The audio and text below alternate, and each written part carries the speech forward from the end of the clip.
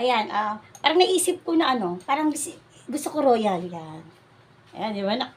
Nakalagay.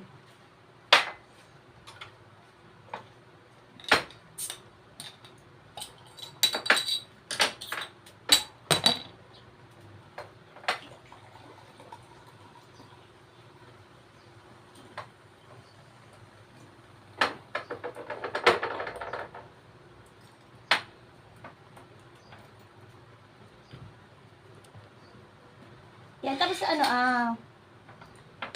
gumawa na ako ng ano, ng suka. Dito ko na lang 'to ilalagay. Dito na lang din sa plate ng tuyo. Kasi ano, hindi na ako maglalagay ng asin. Ah,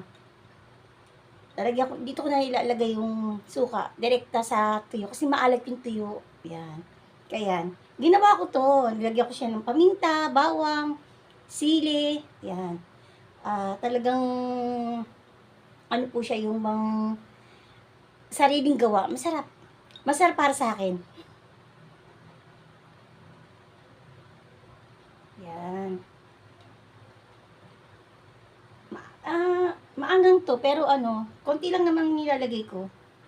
Yan, ganyan. Yan, bagong gawa ko. Suka, lang. Tapos ano, gatang kalabasa, yan. Paborito ko po yung kalabasa. Talagang gata talaga. Bicolana po ako, kaya nagmana ako kay tatay. Parang lahat ng klase ng gata, favorite. Talagang lahat ng lutong gata, favorite ko po talaga.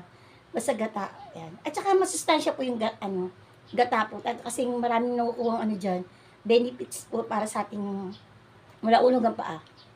Kaya, mainam po itong gata talaga. Eh po, bago ako kumain, bago ako sumubok, magpipray po muna ako ng konting ano na po, konting pray yan.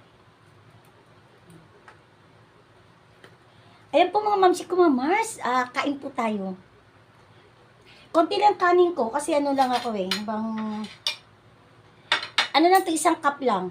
Ayaw ko po talagang magpataba kasi ano, ang hirap kasi pag mataba yung mahirap kumilos, mahirap isuot yung mga damit, parang ang hirap mong kumilos, madali kang hingalin. Dati kasi tumaba na ako kasi ano, yung magana ka kumain, lalo kung may kasabay ka, ganyan naman. Tapos hindi pala maganda yung sobrang taba. Hindi talaga maganda yung sobrang taba kasi una magkakasakit ka tapos yung ang daming mga disadvantage, mga na hindi mo magagawa. Yan, ganyan. Ayan, favorite ko talaga yung kalabasa. Yan, kalabasa, oh. Ayan. Ayan. Ano naman siya? Yung binibilang ko naman siya talagang maganda siya magluto. Binibilang ko, masarap, maganda magluto. Nakikita ko naman na kasi namimili din ako kung saan ako bibili ng mga luto sa labas. Tinitingnan ko the way na kung paano sila mag-serve yung mga malinis ganyan. Tinitingnan ko naman. At saka makikita mo talaga sa servings ng luto nila at saka yung lasa yan. Kaya talagang piling-pili lang kung saan ako bibili ng mga lutong ulam dyan.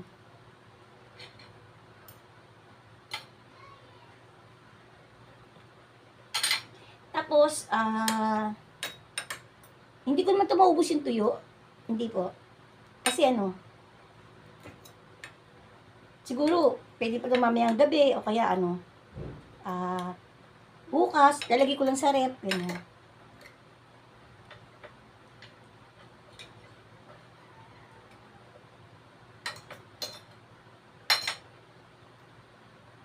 Kain po mga mamship ko, mga Mars. Kain po, mga papsi, mga guys out there, mga manonood sa akin ng mga dalagita, mga bata. Kain po.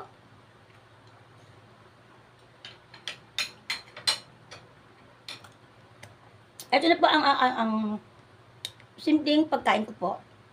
Pananghalian ka po.